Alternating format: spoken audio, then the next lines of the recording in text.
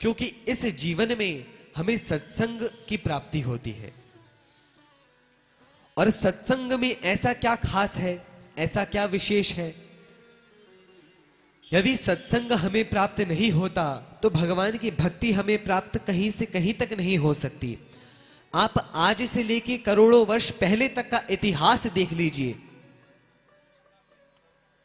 ऐसा कोई भी जीव नहीं है, ऐसा कोई भी व्यक्ति नहीं है जिसका कल्याण भगवान के भक्त की कृपा के बिना हो गया हो। भक्त की कृपा के बिना भगवान कभी प्राप्त होते ही नहीं है।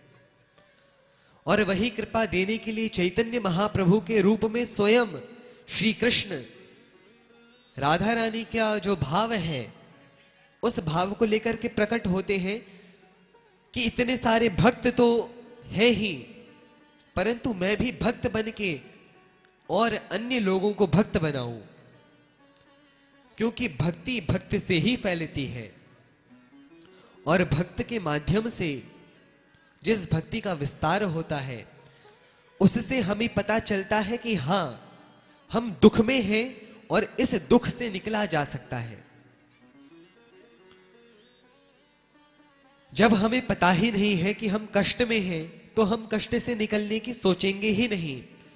लेकिन भक्त हमें बताते हैं कि आप कष्ट में हो, यह दुखालय है।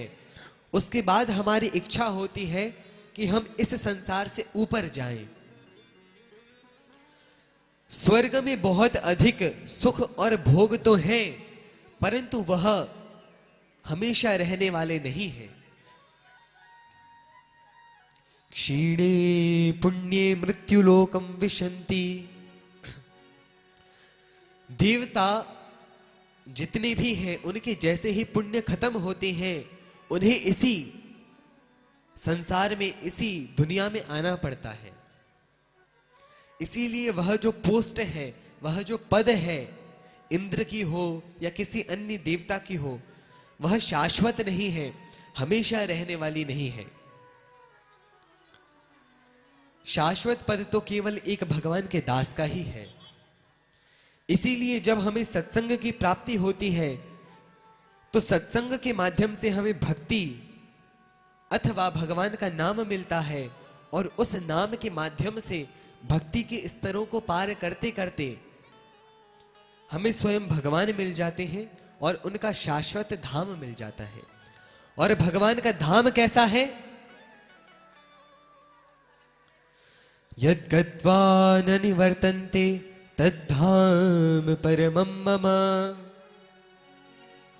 यद् गत्वा न निवर्तन्ते, जहां पे जाने के बाद केवल सुख ही सुख मिलते हैं, वहां पे किसी भी प्रकार का कोई कष्ट व्याधि नहीं है। जन्म लेने का कष्ट, मरने का कष्ट, बीमारियों का कष्ट और बुढ़ापे का कष्ट, यह केवल इस संसार में ही रहते हैं।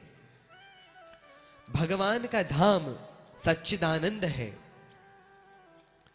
वहां किसी भी प्रकार का कोई कष्ट नहीं है, कोई संताप नहीं है, केवल आनंद है, भगवान है और भगवान की दिव्य लीलाएं हैं।